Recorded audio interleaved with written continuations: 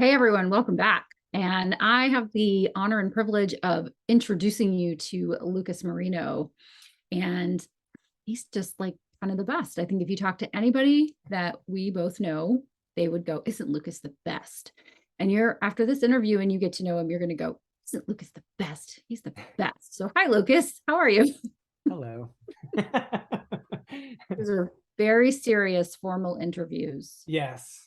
And you would never know that I like to communicate based on the first minute of this one. You'd think he's just a quiet, shy person. Right. Okay. Is it working? Hold please. Hold please. Yes. So that people get a real sense of who you are, I would love for you to kind of bring us up to date. Oh Tell boy. given your background, like tell us, kind of Okay. how you got into helping companies to stand up training businesses and do courses. Okay. Yeah, so I was prior active duty military. I did 20, just under 22 years active before I retired, and got my foundation in training while I was in the military. So part of the deal is, you go out and you do operational stuff, go on ships, do military things, and then you have to go to shore and do other military things, but not so operational. So I chose a training command because I thought, what better way to become a master of my craft than to go teach, right? I've already been out here doing, and they really needed instructors. So it also helped that it was in Yorktown, Virginia, and that's where I was trying to be. So I ended up in a training job and absolutely loved it. And I told myself, it's probably the first time this had happened to me. I said, when I retire, this would be a really cool job to just, to teach. So I think in the back of my head, I had said, one day I'm going to be a teacher. Now, fast forward, another 15 years or so, and along the way, I'm dropped into these training jobs. And my last job in the military was being the dean of the school that I used to teach at. So it was kind of like I closed my career in a training command at a senior level. And I thought, this is great. I just want to keep doing this. So it helped me reinforce my desire to carry that skill set outside of the military. And of course, I didn't really listen to myself like most people don't when they transition Right. out of the military. Yeah. I'm like, yeah, I would love to do that. I'd love to start a business and I'd love to write.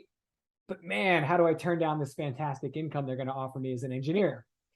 So when I left the service, Golden handcuffs. yeah, exactly. They're like, hey, what are you doing? Want a nice paying job? Yes, please. So I went from the military into working in engineering on an Army acquisition project. And then I went from there to working with nuclear submarine program for the Navy. And all the while, I had stood up my little side hustle. I was going to have my little single member LLC, and I'd get all my friends involved and we'd sell classes together. And doesn't that sound fun? And what I didn't expect is that I was going to immediately love doing it. I was like, this is fantastic. And I kind of found what I realized I really wanted to be doing. And so it opened up this door to all of these opportunities that I hadn't anticipated. If you're a writer, you get to write now and you get to do it about, this. It's like all a part of this business. And I thought, wow, I could have like this real business, and it doesn't have to be just about where I've been in the military, because that's what every job after the military was. What have you done? We can give you more of that, right? Right. Could do something completely different. And so that's kind of how I started, like the idea of standing up my own business. I always wanted to work for myself after the military. And that just kind of planted the seed. And then it was a little bit of water on that. And I got to taste the success of collaborating with partners. And Yeah. all of a sudden, East Partnership was born. So that's kind of how I got started with the training. And ironically, something very unexpected happened. I had a moment where I was sitting back. It was really late at night. I've been working way too long, just like most entrepreneurs. And I thought, man, I'm like doing this full-time job. I'm doing this side hustle, and I'm literally sacrificing tons of personal time and energy to stand up this business. Why am I doing this? And I thought, there's no way I'm not doing this. I'll turn that other high-paying engineering job down before I stop doing this. And that was like immediate moment of realization, like this is what you're supposed to be doing. And then the second part was, what am I doing? Am I really enjoying being a business owner? am I enjoying helping my friends launch courses?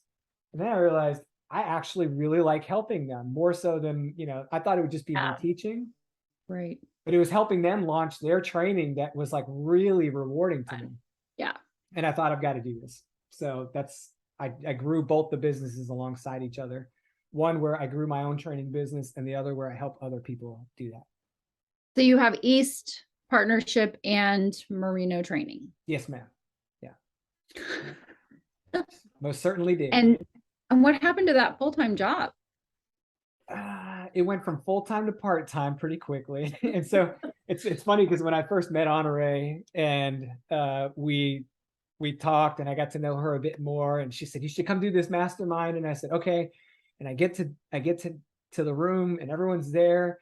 And she's like, okay, let's talk about goals for the year. And it just became crystal clear to me that I had to commit. It was like, you've thought about all these things. You got on a plane and flew here. Now you're going to sit down and you're going to tell people what you're actually going to do. And as a solopreneur, usually sitting by myself in an office. So it was up to that point, I really had no accountability. Right. Right. And now I'm going to say out loud in this room full of all these people that I have to have this off the ground by June. And in June, I want to be able to transition to my business being my full-time job. And it was like this light switch in my head went, and go. Like the clock has started. And to Honorée's credit, she goes, oh, so what was that month again? And she like looks at me and I'm like, June? And she's like, June of 2022. I'm like, yes, ma'am. She's like, okay, June of 2022. And she sets it down. I'm like, I have it written in my book. I'm like, it's inscribed in stone now. I've got to do it. It is odd. And so, I mean, the story. But for those that don't, East Partnership, I started very focused, building it to a point where I could actually do that. And all the pieces fell into place. And we were able to transition away from that full-time job. And I made it part-time so that I could keep a foot in that community, which is very unique work. You have to you're either there or you're not at all. So I kept a foot in that world, but I went full-time for myself. And so my full-time gig became my very part-time gig, and my very part-time gig became my full-time gig. So that was fun. And where is your certainty level and where is your happiness level compared to what it was before? Yeah, marked difference. And it had nothing to do with the people I worked with. I like to lead with that because I think, so much value goes into the culture of a place we work at. Working with just phenomenal people. And I realized that I was doing something that a whole lot of people do and they don't realize they're doing it until it's like, you're already in, right? I was doing what I had become really good at, but was it really what I wanted to be doing? So, you spend your time in a career for 20, 30 years and you become an expert at a thing. But is that really what you want to be doing? I mean, you could be great at a whole bunch of things. And I just realized that I didn't hit the easy button. I just leaned on my experience. And it was very rewarding for me. And I still love that work. And I still like to nerd out and do those things. But what woke me up in the morning, and made it hard for me to go to sleep at night because my brain just wouldn't stop, was my business. And so I'm like, well, dude, that's like, how clear do you need a message? Yeah. I fall asleep very tired and wake up and immediately my brain starts going. Yeah.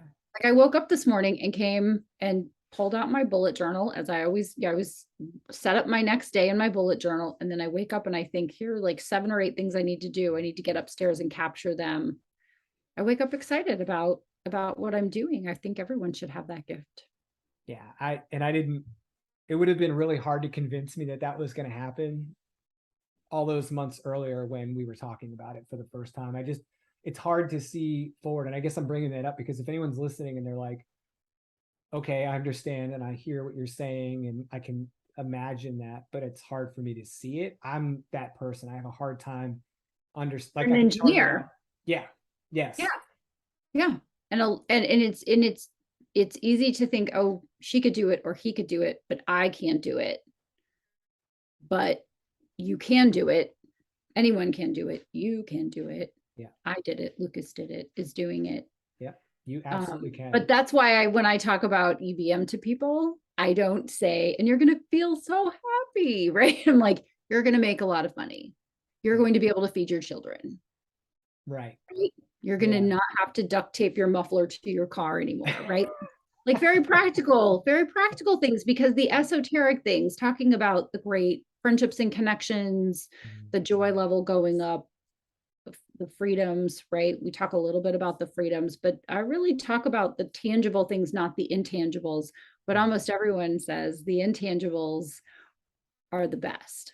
Yeah. Yeah. I mean, because we think like when you're thinking about like a risk assessment in your head, like which is really what you're subconsciously doing when you're thinking about leaving your job. You're like, okay, I'm going to leave my job. Immediately what your brain goes to is like all those years of education and programming.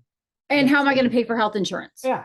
Like, right? Like at the end of the day, like how am I going to continue the lifestyle in which I have become accustomed, right? Yeah. That's the first thing, but also including what if something happens? How is that going to get taken care of? It's a very practical thought process that most people go through. Yeah. Yeah. Yep. But it's, it's kind of funny because you're willing to watch someone else go through it and you don't feel like crazy. You're entertained by that. Right. And it's like exciting and you're like, yes, good for you. But then you're like, okay, dude, it's your turn to jump off. You're like, wait, me? No, I'm good. I'm good. I'm going to drink my coffee. Yeah. You keep going. Yeah. Someone else go first. I've got to think this through a little bit more. It's like, it's not going to be this thing where you're like, okay, all the checks in the boxes are like exactly the right angle and color and nothing's wrong and everything's perfect. And we're just walking off. But what really kind of opened my eyes a little bit, Honorée, and like this was something I didn't even see coming. No one predicted this was going to happen, and it was just so happened to be the thing I needed to really like kind of push me. Yep. Was my guys that work with me now, including my dad, were working for a company, and as I'm brushing my teeth one Monday morning, my phone rings, I remember, and they all just got fired. They were working for a great company. With fantastic people. All of them had been there 10 plus years. Everyone there was the right people to work with. They were phenomenal. They took care of their people, but what they couldn't control was the fact that, they had a bad financial situation come about with a major contract, and it bankrupted the company. And all those guys were gone, just like that. Yep. And it was like this moment of realization. And I had already had mentors tell me this, like, you feel secure when you're out there in the job world, but you're really not. Yeah. And it was like, okay, we're doing this. Like immediately I was like, you guys come work with me. We're doing this. Like I'm in, you're in, let's go. And it was almost like one of those things where I knew that just a couple months later, I was going to be sitting in almost exactly the same shoes as them. So, yeah, we had a contract rolling over in my government world. And I'm like, this could be me in 6 months, 5 months, 4 months. We're done waiting. It's time to go. And I just made a decision. We're doing this now. I remember that. I got those. We had those conversations. Those were like real-time breaking news updates where you were like, I'm standing this up and I'm bringing in my dad and these other guys and we're going to go for it. Yeah. And so, it's funny because I think Jen Gittimer actually did a podcast on her Breakthrough Babes podcast series where she talked about focusing on profit versus revenue and all this stuff. And it was just like, everything was just right. Like everything she talked about in that episode makes me smile because I'm like, oh boy, is that the truth, right? Like, so we went from like this tiny little single member LLC to a company of like a handful of people. And I've got like 5-6 contractors and we're doing all this stuff. And if you look at my revenue numbers, they're like boom through the roof compared to last year.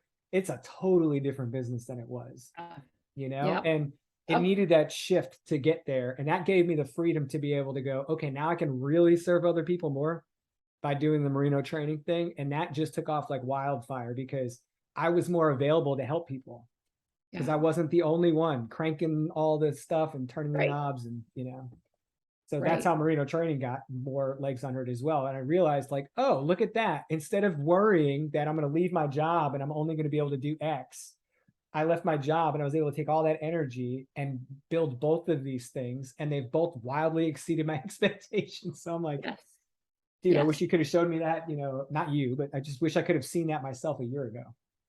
Right.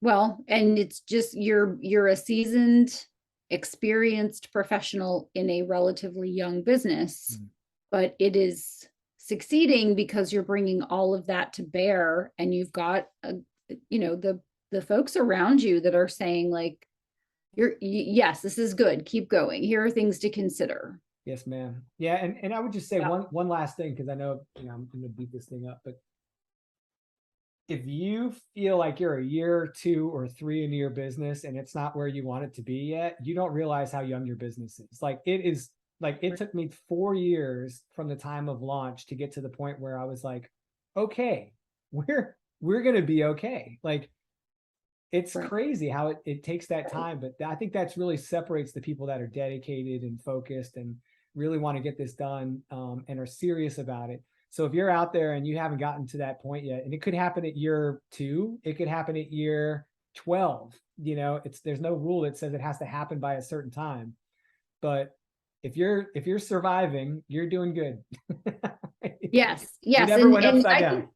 I think one of the reasons you succeeded, and I think that this is a good place to kind of transition, is when I'm talking to someone who's stressed, right? It's because they're facing backwards. And successful people face forward. You can't drive forward in reverse. Right? You can't drive forward looking in your rearview mirror. And so if you're wondering, how am I going to be successful? It's like, create a vision and just face this way. Just go this way. Make the right phone calls, put yourself in the right place. This could be a whole conversation, right? Where it's like, your professional development will not exceed your personal development. You will never be more successful than how finely tuned you are as a person, as an educated professional. You will hit the ceiling and then you'll bounce back down. You have to continue to expand your education and your knowledge of yourself and your prosperity consciousness and your positive attitude and all of those things, right? So I think one of the reasons you have been successful and you were able to do that is because you didn't look backward. You didn't say, that could be me in 6 months, so I'm just going to go find another contract. I'm just going to go get another job. Right. Like, I'm going to double down on myself. I'm going to put all my chips on myself. And then I'm not just going to gamble it. I'm not going to leave it to chance.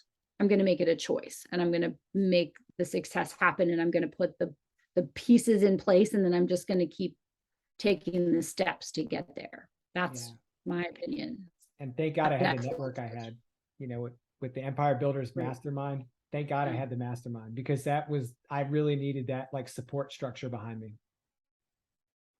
Yeah. You are correct. Ding. Tell him what he's won, Johnny. I really did. That gave me a lot of confidence. I would have been, talking to myself. Right. And that's really hard. It's really hard to motivate yourself. I was doing a workout this morning, and the trainer was like, you got to motivate yourself, but I'm going to motivate you too. And it's like, well, it's a good thing, because if I was motivating myself, I'd motivate myself right into the shower, because I'm about to die. Like, it's true. Having a hard time breathing, motivation is right. But if you're having a hard time breathing meaning paying your bills, finding that next piece of business, having that conversation with yourself, it's very easy to talk yourself out of something. Right. So much easier than to talk yourself into something. It's hard to say, I want to keep going, I'm going to keep going and keep going. Right. But when you have a group of people, that just makes it easier. So let's talk about why courses really quickly. We're going to do another deep dive into that, but talk about why having a course, why training is so important, and why having a course is so important, and why it's a great income stream. I mean, I can talk about it, but that's really your bailiwick, where I can talk about why courses have been great for my business, but from your perspective, from the learning perspective and the training perspective, talk about courses in that way. I think, well, I don't think I actually know that, because I've been able to help so many people do this, and I've seen them succeed, and I've done it myself so many times. I'm like, I'm, so convinced that if this isn't working, it's me. It's not the thing, I'm like, and I try to tell people, like, you're going to have it. And I can see it in their face. They're like, are you sure? And I'm like, you're going to have something valuable.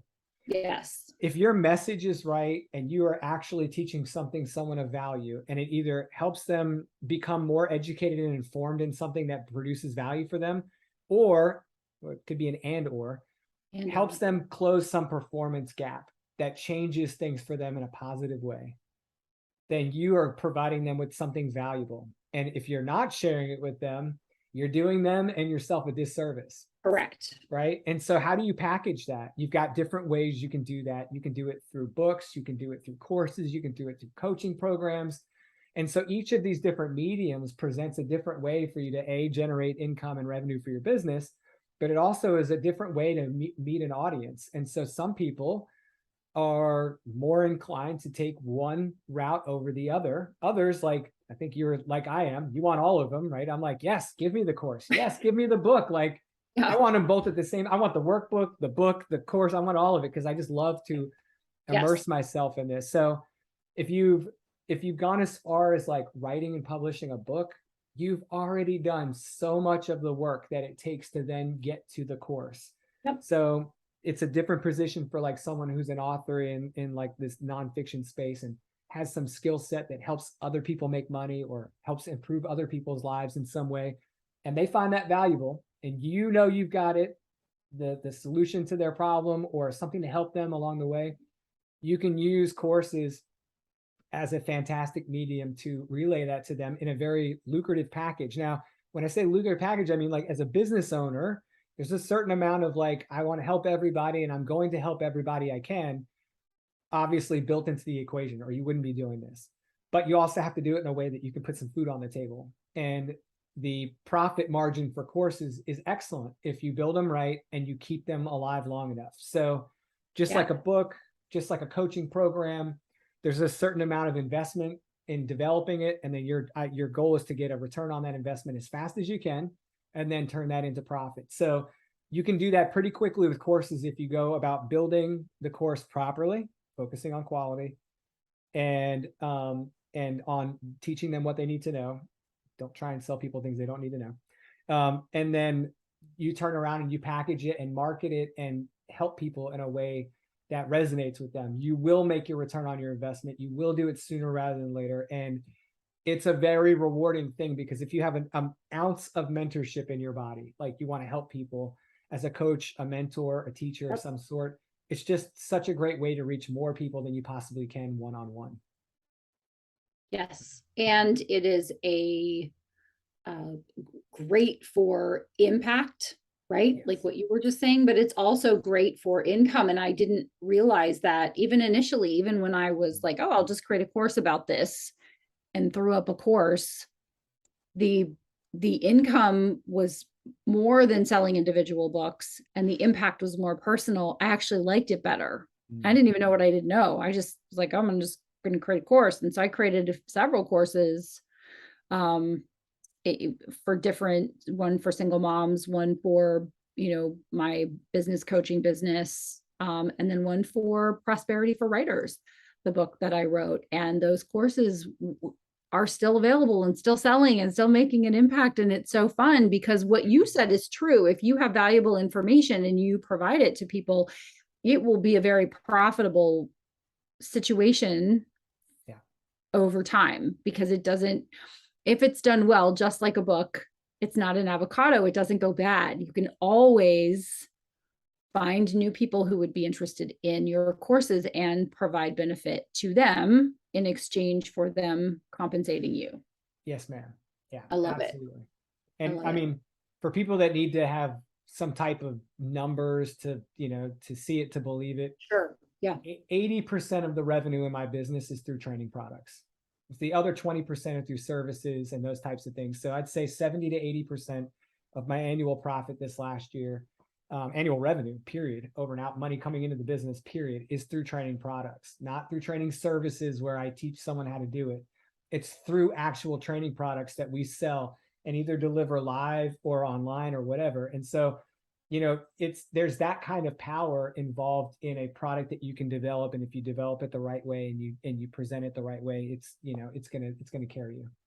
Yes. And I think it's important. I know we're going to do a course deep dive, but I think it's really important to think about, just like with a book, course revenue is direct course revenue, and then indirect course revenue. And we're having conversations about that particular idea right now, because my 2 flagship courses, and now there's a third one, right? So Publishing PhD and Building a $1 Million Book Business led right into Empire Builders Mastermind. So if I look at how many people took Publishing PhD that also took Building a $1 Million Book Business, and or then became a person in EBM, generally they started somewhere, but then that revenue is a direct result. So it's not always that someone takes a course and that's it, although that can be on the path, or that could be the path, right? But you have to consider, like, how are all of your stepping stones integrated with one another? Right. Oh, yeah. That's just something to consider, right? Like, Absolutely. take a course and then you take another course and then you might do something else with an individual or a company. And so when you're thinking about putting yours together, right, having a course is actually a gateway for people to enter your ecosystem and then find other things. So they might come to you through your book, but they also might come to you through your course, because it's easier for people to take a course, I think, in many ways, than it is for them to read a book. A lot of people don't read books. They just simply don't read anymore, or what they do read is social media. Right. Or articles. They're not picking up books to read, but they will take a course because they can watch a course or listen to a course. Right. Just like audiobooks are a very big segment of society, or a very big segment of the publishing industry, because people can listen to them. They don't actually have to find the time to sit down and read. Right. They're able to listen to it, so it can be passive. I have taken courses passively while I'm cleaning or doing something else, right? Net time, no extra time. You can listen to a course module while you're driving or cleaning or doing some other project. Whereas with reading, you have to be focused. And so I think it's really important to consider having a course and having that income stream, because it just adds another avenue of discoverability, if nothing else. Absolutely. And you can, and so I think one of the beauties of courses in that, through that lens, is that you can have, courses provide you such a broad range of like capabilities for value. So you can, you got that product ladder, the lower step being like your free content that you give people to be like a lead generator, free course. also help people, right? Yeah, you can have a free course. And then you can have lower price courses, commodity price courses. And then you can have mid-tier price courses. And then you can have like the big, the big enchilada. And you can make a sizable income off of all 3 of those levels. Correct. And I like to tell this quick story about this nice lady who, and this is in my book, actually. It was how much of an impact it made on me. During COVID, she was painting at the local community center, teaching people how to paint before COVID happened. So then we have the pandemic. They shut down her courses. She goes home. She's like lost everything, right? Because she was making her extra money. She's retired. This was how she was making her living. And she was also like, those were all her friends. These are the people she socialized with. All those people were like, hey, I just lost my instructor. Like, we can't meet. So she goes, well, I'll just put these things online. And she's like, why don't you guys meet me and I'll teach you how to paint. So then she's like, all these people want to come to her painting classes online. So she's like, well, after I record one, I might as well just post it and resell it. So she's selling like $12 courses, $15 courses, and she made over $100,000 in 1 year selling $10 and $15 courses on painting. Yes. And I'm like, yes, like that's such a good, That's great. But she had that low price, high volume model worked really well for her because of what she's doing. Whereas, if you're an engineer, it's probably not going to be the model that's going to work for your business. You're going to work on a lower volume of people, a higher price content. So, but it gives you all that range in your business to choose what works best for your business. And you can do it in a way that's very creative. It's kind of like if you just took the top off of the creativity, bottle and said, I want animations, I want games, I want interactive video. You can do anything with this stuff. So it's, the sky's the limit with those types of products and how much you want to invest in time and money developing them. So. Right. I love it. Well, thank you, Lucas. This has been so great to let people get to know you a little bit better and discover the magic that is Lucas Marino. Oh, thank you. You need that. You need like my nickname for Beth, right?